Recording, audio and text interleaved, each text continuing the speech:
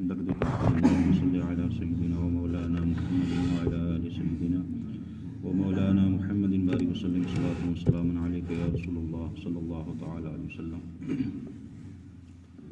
سورہ یونس کی چند آیات ہیں، ان کا ترجمہ و تفسیر ہے۔ بسم اللہ الرحمن الرحیم۔ فلما انجاہم اذا هم یبغون فی الارض بغیر الحق۔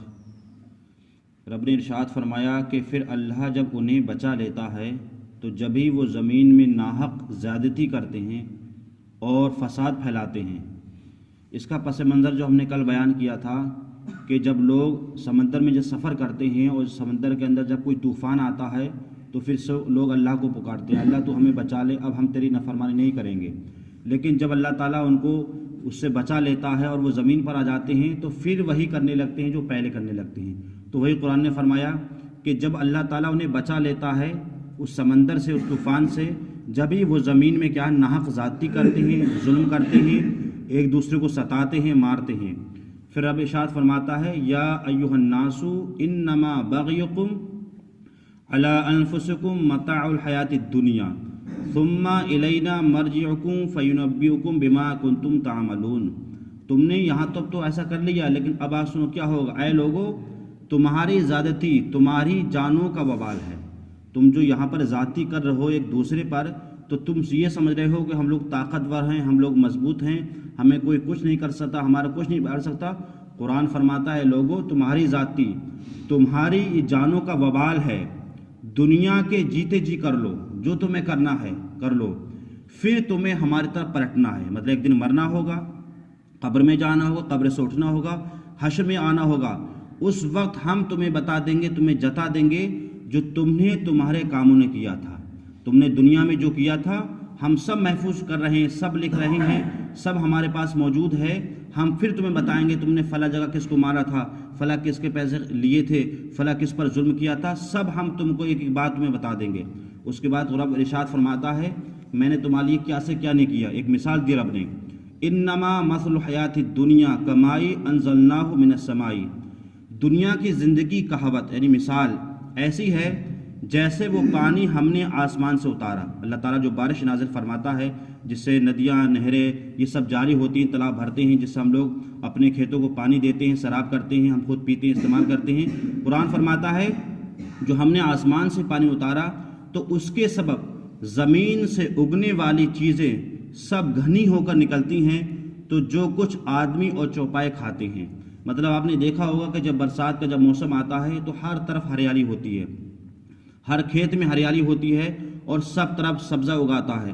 تو اللہ نے اس کی چند مثالیں دی کہ ہم جو پیدا کرتے ہیں آسمان سے بارش نازل ہونے کے بعد، تو کچھ چیزیں ایسی ہوتی ہیں جسے آدمی کھاتے ہیں اور کچھ چوپائے یعنی جانور کھاتے ہیں۔ اس کی مثال دی جیسے غلہ ہوتا ہے، اللہ تعالیٰ نے جو غلہ پیدا فرمایا ہے تو اس کی دو کوالٹی ہوتی ہیں۔ دھان ہوتا ہے، گیہوں ہوتا ہے، تو اس کا اوپر کا جو حصہ ہوتا ہے بالیاں، وہ اللہ نے انسانوں کے لیے پیدا فرمائی، اس سے چاول اور آٹا وغیرہ پیدا ہوتا ہے۔ اس کے نیچے والا جو حصہ ہوتا ہے یا تو اس سے بھوسا پیدا ہوتا ہے یا جانوروں کے لیے چارہ پیدا ہوتا ہے۔ یہ اللہ کی شان قدرت ہے کہ اللہ نے ایسے پودے فرمائے کہ جانور بھی کھا رہے ہیں اور انسان بھی کھا رہے ہیں۔ اسی طریقے سے اللہ نے پھل پیدا فرمائے۔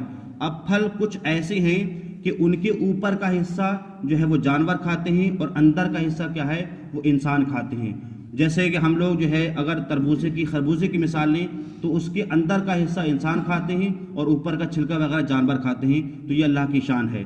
اسی طریقے سے اللہ تعالیٰ نے سبزے پیدا فرمائے، تو کچھ سبزے ایسے ہیں کہ جو انسان بھی کھاتے ہیں اور کچھ سبزے ایسے ہیں جو جانور کھاتے ہیں۔ جیسے ساگ ہے ہم لوگ کھاتے ہیں، اب برسین ہے، چارہ ہے، گھاس ہے، دوب ہے، یہ کون کھاتے ہیں؟ جانور کھاتے ہیں۔ تو اللہ کی اگر ہم اس کی قدرت دیکھیں، اس کی نشانیاں دیکھیں، تو کوئی بھی چیز ایسی نہیں ہے جس میں اللہ کی نشانی یا قدرت ظاہر نہ ہو جو اللہ نے انسانوں کے لیے یا جانوروں کی پیدا فرمائی ہے۔ تو اللہ تعالیٰ فرماتا ہے کہ میں نے سب کچھ یہ پیدا فرمایا، حتی اذا اخذت الارض زخرفها وزینت وظن اہلها انہم قادرون علیہا۔ قرآن رب ارشاد فرماتا ہے یہاں تک کہ جب زمین اپنا سنگار لے لیا، سنگار سے مراد یہ کہ جب زمین پر سب طرف ہرا بھرا سب شاداب ہو جاتا ہے اور خوب زمین جب آرستہ ہو جاتی ہے اور اس پر پھل اور جو ہے فصلیں جب تیار ہو جاتی ہیں، تو اس کے مالک یہ سمجھتے ہیں یہ اب ہمارے بس میں آ گئی۔ جیسا کہ جب پھل کی سبزی تیار ہو جاتی ہے یا ہمارے فصلیں تیار ہو جاتی ہیں تو اس کا مالک سمجھتا کہ اب ہم اس پر قابو پا لیے، اب ہم اس کو کاٹ لیں گے، لیکن رب ارشاد فرماتا ہے اگر میں چاہوں تو اس کو ختم بھی کر سکتا ہوں، اس کو برباد بھی کر سکتا ہوں۔ اس کی مثال رب فرماتا ہے آتاہا امرنا لیلاً و نہاراً، ہمارا حکم اس پر آیا یا تو رات میں یا دن میں، فجعلناہا حصیداً تو ہم نے اسے کر دیا ایسا جیسے کل وہ تھا ہی نہیں۔ اور کس سے کر دیا؟ یا تو ایسی ہم نے طوفان چلا دیا، یا ہم نے بجلی گرا دی، یا ہم نے جو ہے ایسا سیلاب آ گیا کہ ساری فصلیں کیا ہے وہ تیار ہو گئی۔ لیکن انسان کیا سمجھتا ہے کہ ہم اس پہ قابو پا لیں گے۔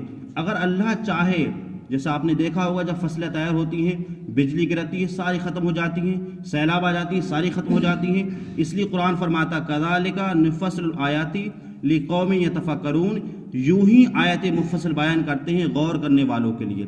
تو ہمیں ہمیشہ کسی چیز پر اس کا یقین نہیں رکھنا چاہیے کہ سب یہ ہمارے قبضے میں ہے۔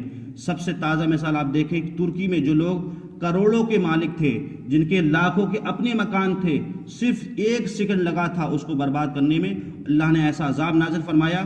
وہ 1 منٹ میں پہلے 1 سیکنڈ سے پہلے اس کے مالک تھے اور 1 سیکنڈ کے بعد وہ بالکل فقیر اور مفلس ہو گئے۔ تو یہ اللہ کی شان ہے، اللہ جسے چاہے نوازے اور جسے چاہے وہ غریب کر دے۔